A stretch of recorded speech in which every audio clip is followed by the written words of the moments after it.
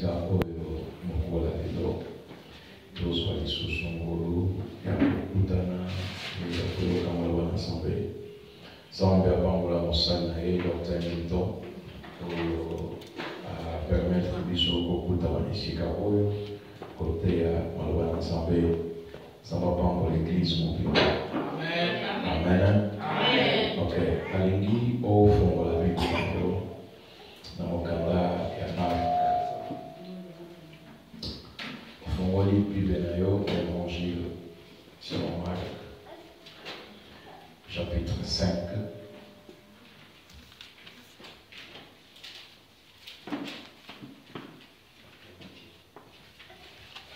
Chapitre 5, verset 34, qui n'ont verset 34.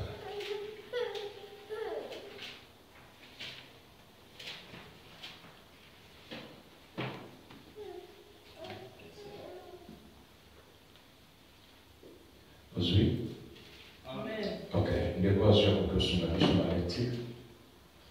Marc chapitre 5, verset 24, qui n'ont verset 34. Amen. Jésus s'en alla avec lui. Une grande foule le suivait et le pressait de tous côtés. Or, il y avait une femme atteinte d'hémorragie depuis 12 ans. Elle avait beaucoup souffert en suivant de nouveaux médecins. Elle avait dépensé tout ce qu'elle possédait, mais cela n'avait servi à rien. Au contraire, son état avait plutôt empiré. Juste après le cas. Elle entendit parler de Jésus, vent dans la foule par derrière et toucha son vêtement. Car elle se disait, même si je ne touche pas ses vêtements, mais je serai guérie. À l'instant même, son hémorragie s'arrêta et elle sentit dans son corps qu'elle était guérie de son mal. Jésus s'est rendu aussitôt compte qu'une force était sortie de lui. Il s'est retourné au milieu de la foule et dit, qui a touché mes vêtements? Ses disciples lui dirent, tu vois la foule qui te presse et tu dis, tu m'as touché. Jésus regardait autour de lui pour voir celle qui avait fait cela. La femme, effrayée et tremblante, sachant ce qui lui était arrivé, vint se jeter à ses pieds et lui dit toute la vérité. Alors il lui dit, ma fille, ta foi t'a sauvée. Pars dans la paix et sois guérie de ton mal. Amen. Amen. Ok, on commence à ensemble beaucoup.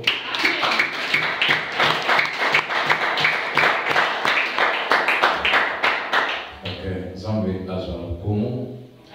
Alobi Zambe azwa kumu. Amen. Agezo zola na apostola. Amen. Amen. Ok. Alingi nate abiso na texte auto de bimalamu. Soki otangi Matthieu, otangi Marc, otangi Luc, on comprend que bango bisatu bazo beta masolo presque ndenge moko, bazo parler na tina ya vie ya Christ, bazo parler na tina ba même épisode. Moto akima onke ça la différence na bango ezali Jean. So otangi Jean omona ke alobi makambo oyo na ba évangile mosusu kutamite. Mais Matthieu, Marc, Luc, bango bisatu bazo parler biso presque makambo nyonso ndenge moko ba détails des différents mais ba histoire presque ya moko. Alors histoire de totani awawa ezali oyo biso nyonso yebi écoutez mpe na Matthieu chapitre 9 et puis na Luc chapitre 8 sokoke Matthieu 9 okuta yango Luc chapitre 8 okuta même histoire et bani mingi était amaka mingi parce que ezo lobela biso na tina ya mwasi moko. Mais comment mwasi yango toyebite toyebinde problème na ye et problème na ye yango wana esalaki ayebana kombo na ye Bible etangi yango te batangi pas même famille na ye balobi te nani papa nani mama nani bandeko mais bayebisi biso problème oyo ye azalaki na yango et problème oyo azalaki na yango eza problème ya malade azalaki na yango eza hémorragie et Bible ezoloba na biso awumelaki na malade wana pendant 12 ans. Donc eza mbula moko te mais eza 12 ans ya malade mais problème ma casse eza que malade yango eza malade normalité eza malade na kati ya Israël oyo ezosala ke mutu nyonso amona ye comme impie ba malade normal mutu akobela yango et bato baconsidere yango mpe normal bayebi ke après un temps aussi là mais na ka ya mwasi oyo problème oyo azalaki na yango na kati ya Israël mpona bango mutu aza na problème ndenge wana akomi impie et soki akomi impie ezomema biso mbala moko na baréalité mosusu donc akoki kofanda place moko na bato te place bato bazali ye mwana azala wana eza te akoki kofanda na famille na ye te place famille efandaka ye mwana afanda susu wana eza te akoki ozala elongo na bakamaradi te bami te place bakamaradi bazali ye mwana azala place wana eza te place bato baosambela na temple ye mpe mwa ye eza te na synagogue mpe mwa akende eza te na problème oyo aza na yango il faut azala séparé na bato nyonso il faut azala mosika na bato nyonso soki atouche eloko moko songolo mpona bango eloko ya simbi ekomi impie soki afandi quelque part place oyo afanda mpe ekomi impie ndako oyo olala ekomi impie partout ya kokende soki atouche mutu wana mpe akomi impie donc eza malade oyo soki ozotanga na bible okokanisa ngo eloko moko ya facile okokanisa ngo eloko moko en tout cas eza nango léger mais zoka nde ezalaki eloko ya passe eza situation ya passe moto akutami na problème lolenge mama akutami nango mbala moko il faut avoir muta soni il faut anayoka soni et mbala moko il faut se séparer na batu et kaka soni te na séparation te mais batu baoqualifie ye batu baobenga ye bakombo batu baopesa ye position moko batie na catégorie moko ya batu oyo bakutami na kati ya Israël mais baza baimpire et mpona bango bayuda moto andemana tellement aba impire et puis awumeli na yango c'est que nzambe abwaka ye c'est que nzambe arejeta ye c'est que aza na problème na nzambe amen et bible ezotangela biso ke asala 12 ans ya maladi oyo 12 ans ya maladi batangi age na ye te me batangi age ya maladi na ye balobi 12 ans pour comprendre que na kati ya baévangile mingi bazoparle biso batina bato bazali baproblème et puis basite combien de temps oyo moto asalaki na problème yango okuta mama mosusu babi asalaki 18 ans malade okuta papa mosusu babi asalaki 38 ans malade baotanga mbula oyo motu asali na problème oyo akutami na yango mais batanga mbula mpona nini baotanga mbula mpona balakisa gravité balakisa temps oyo moto asali et puis bameka kofaire comprendre biso ke ezalaki facile te ezalaki passe moto awumeli na problème wana bato nyonso bayebi ye ndenge wana e bambula na bambula ezoleka problème yango esilaka te aza toujours na même problème mais eloko nazosepela nango na kati ya texte oyo eloko nasepelaka na yango eza ke na suka ya lisolo oyo mwasi oyo azwa solution mwasi oyo azwa guérison mwasi oyo azwa solution azwa guérison azwa délivrance amen nangi na pokwa na lelo nayebisa moto moko ke peu importe problème oyo okozala na yango peu importe situation oyo okozala na yango solution na yango ezali nakatiaka oyokinga na bi solution na yango ezali ebisilaka moto aza mopanzi na yo solution na yango ezali ebisa solution ezali amen lelo eza oyo oya lobi nazoteya yo déjà ke margo okokuta na baproblème mais solution na yango ezali na baproblème oyo okuteli nango lelo naoteya yo deyo na biso ke solution na yango ezali bon mwasi asalaki 12 ans yo mpe peut-être okokutama na problème osali nango bina osali nango 5 ans okosala nango mi 10 ans okutami na même problème mais eloko nga nalingi nateya yo lelo esala bina ne esala 5 ans esala 10 ans esala 20 ans suka nango solution ezali amen. Tout le monde a compris. Il y a eu ça niveau la bonne. Tout le problème n'est ça niveau la bonne. Ah, tout le problème n'est ça niveau la bonne. Papa quand ça peut-être, hein, bino ko fana na poto aba problème ezala te. OK, bino pe ozala problème ndenge na bino. Oh, est-ce la kosi? Batuni est-ce la kosi? Ça va ta poto tu vas tellement bien que bango va problème koto ezala te. Il suffit là pour avoir un poto va problème nous se va bango esi. OK, bon en Afrique ko ya poto et ça aussi ça va problème te. Pour na poto ne obandi ba problème mususu ya sika.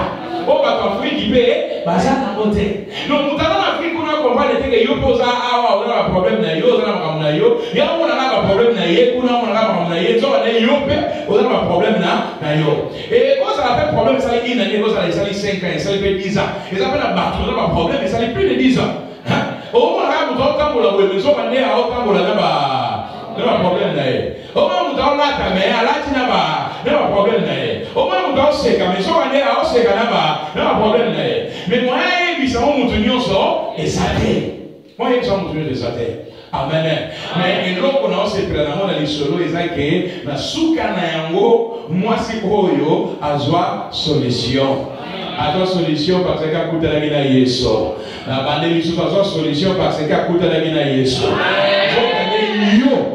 Yo okuta na kagate de yo zalana na yeso. So yo la yeso c'est que la la solution na yo. Akoki peut-être que kopé ça va lelote. Après ça va lobité. Mais souka tellement osa et longo na ye. Ya za kati na yo. C'est que solution pèse longo na yo, c'est que solution pèse et ça kati na yo. Na zone di make yo ko so solution na yo.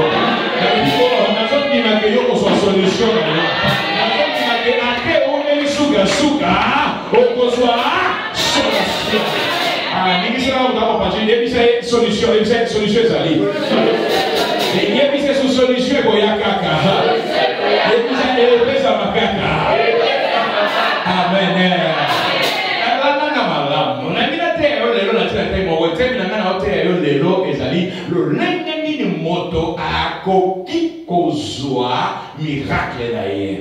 Na bande li sous lui le lenge ni moto akoki kozwa miracle.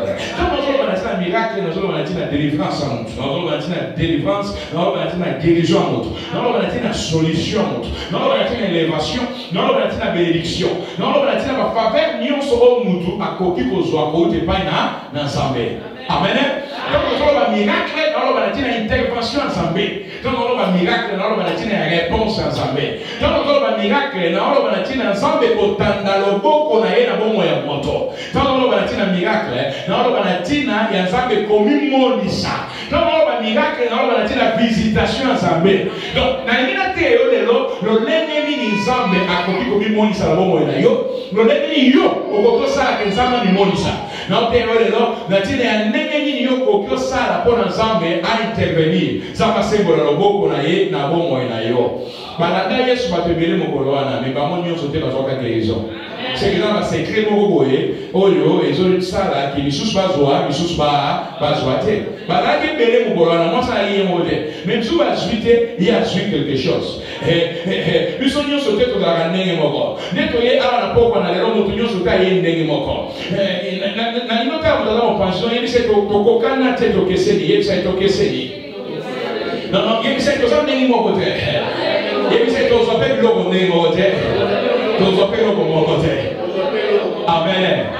Bisusu nene zamana bazonga ndaku juru wana bamemaka samboge zamana mwasi moko ye abanaki na ye kolega makuta na Yesu akangoliye bon bamemi lisolo ya nani ya mwasi me bango bazonga bandaku juru wana ba beta lisolo te ngape na zwaki ngape na moni ngape na simbi ba mona mote me bamema lisolo ya oyo Nzambe asalaki na vie ya mutu mususu ezambe na bato nyema na église ya obeta ga bon solo bato obeta ga no to na sai mo l'église en tout cas c'est comme ça me visiter to na frère mo l'église na problème en tout cas frère mo na ba pambola e bon wana ba via bato obeta masolo wana ba problème bato bazo ba solution bon ya yo moko nini yo bolo ba ngape na na problème mais ngape na zo solution ngape na no lukanza mami moni sa to Nzambe a mi monisa na yeko te mutu moko lelo ke soki Nzambe osala na ba via bato misusu a osala pe kwa ina yo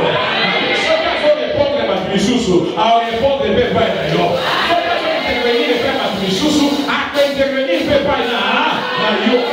Chodo ni mamo beta toro ba a cosa pepa na la. O demo bien tero ba susu a intervenir pepa na la. Yo sa kwa ngulupate, yo sa kwa bato wana te ba ome mama kaka ba okende kaka ba otambola kaka. Me yo nengo zawana ozamutu oti nengo zo tambola na Yesu. Oyebeloko yo zo luka. Oyebeloko yo lingi, me suka na yango akopesa yo yango, akosala yango.